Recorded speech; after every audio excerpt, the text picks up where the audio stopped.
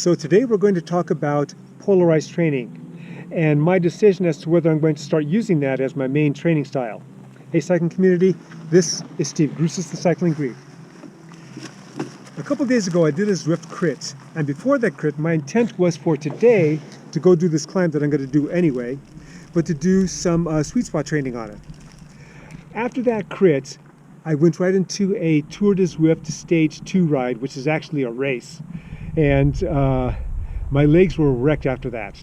I had a lot of pains, mainly micro tear type of pains, and also in areas of my leg where ordinarily that doesn't happen, which means that there were some muscles that were trying to compensate for other muscles weakening in my legs. So then everything else just goes bad. Well, I worked on my legs that night, but I kind of figured that my sweet spot training work was going to be gone. I was just going to do some easy riding today up the climb. Well, the next morning, I got up and I was feeling a lot better. And so I continued to work on my legs, and now it's the next day. I worked up this morning and my legs are feeling just as good. So as to whether I'm going to be doing the sweet spot training on the climb is going to be dependent on how I feel getting up to that climb. Okay, let's see if I can climb and talk at the same time. I'm climbing up to the main climb. So fortunately I'm going easy.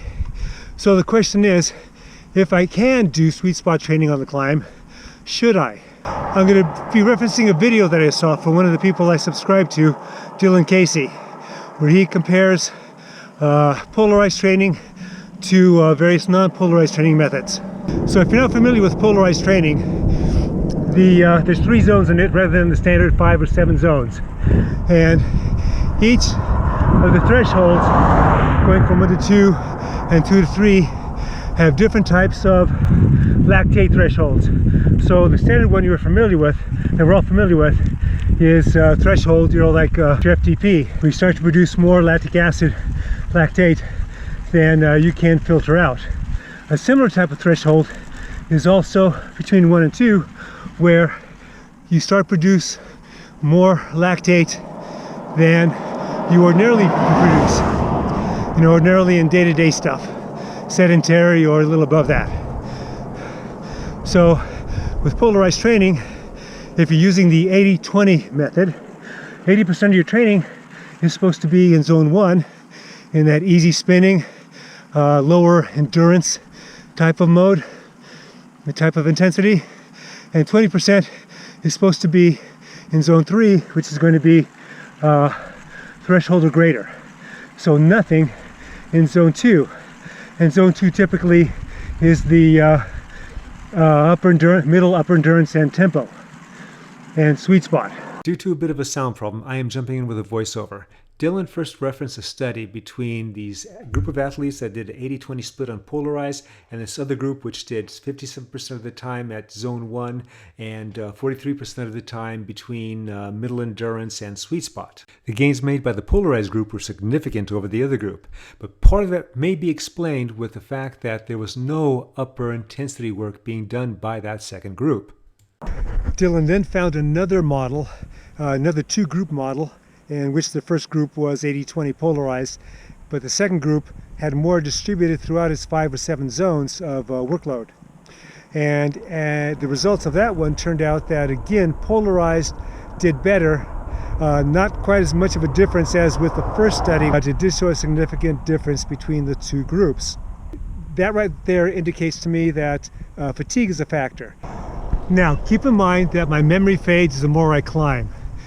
So there was this other study where it compared polarized 80-20 to pyramid style training.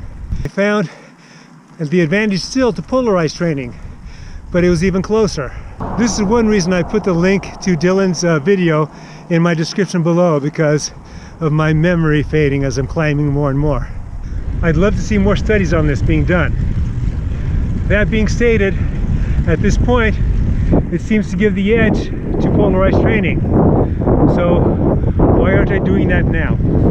The answer to that question is that while I'm seriously considering it to start on my February training block, I'm old. I'm 65, and so I've got to be careful. If I was to go immediately from just mostly endurance, easy endurance, and then all of a sudden do threshold work, for 5 or 10 minutes, there's a good chance I'm going to hurt myself. I forgot to mention another reason is that I'm AFib boy. I am subject to AFib.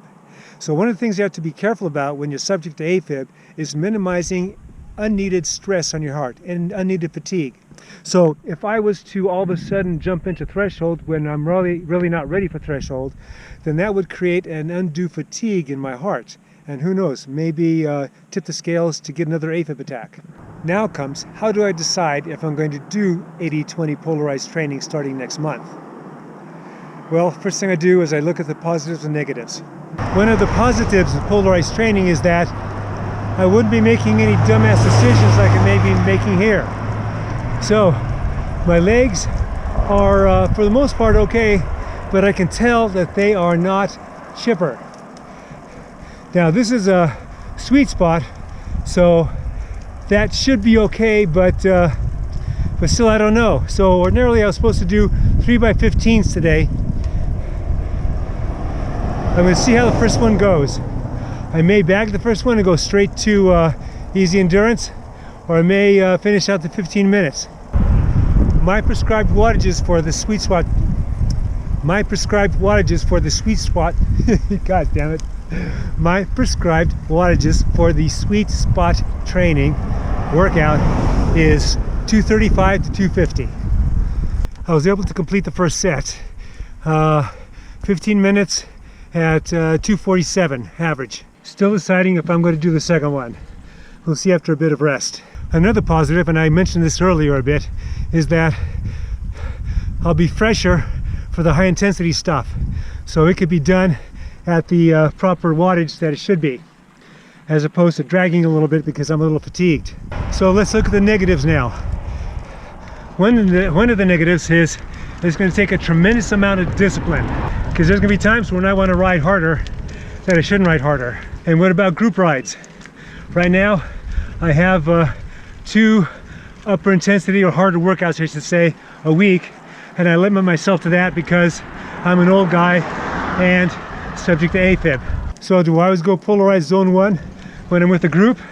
That's something I have to consider. Maybe I can take one of my workouts and incorporate it into that group ride.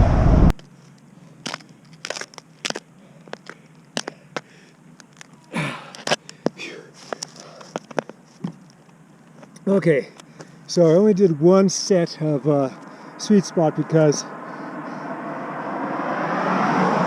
I was starting to feel stuff related to what I was saying earlier. So I just called it at 1. Now, the young cycling Greek would have thought, this is not enough of a workout. I need to pound myself some more. And I pound myself on the ground because I feel like once I pounded myself into the ground, that I actually got a good workout. And I still have to fight that. You know, I'm 65, but I still have to fight that. So all I did coming up was zone 1 polarized. And I stayed mostly under 70% of my maximum heart rate and 70% of my FTP. And then sometimes when it got a little steeper, I had to go toward 80%. But that didn't last too long. Contrary to what I just said, is I did some wall sprints, some soft wall sprints. So at the top here, I turned down and I went down what we call the old Toll House wall, the fire station wall. And these sprints were soft sprints. So this wall is 0.7 mile long, and it averages something like 12%, but a lot of the steep sections, and there's a lot of them, go for 15%. And that's where I usually do my sprints on. So rather than puke out, or I put everything into it, I wanted to get my body used to that action again. So they were kind of a softer set of sprints. And I got maybe like 6 of them in, from the bottom to the top.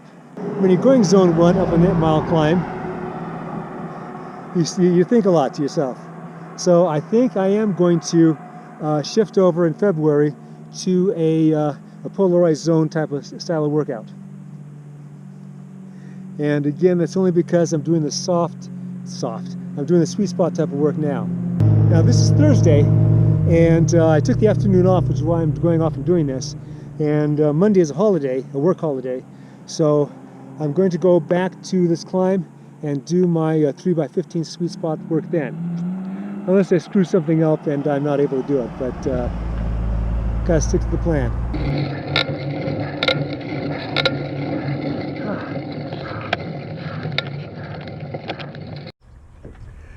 As it turns out today, the work I did was good enough because of my situation. Any more, I would have hurt myself.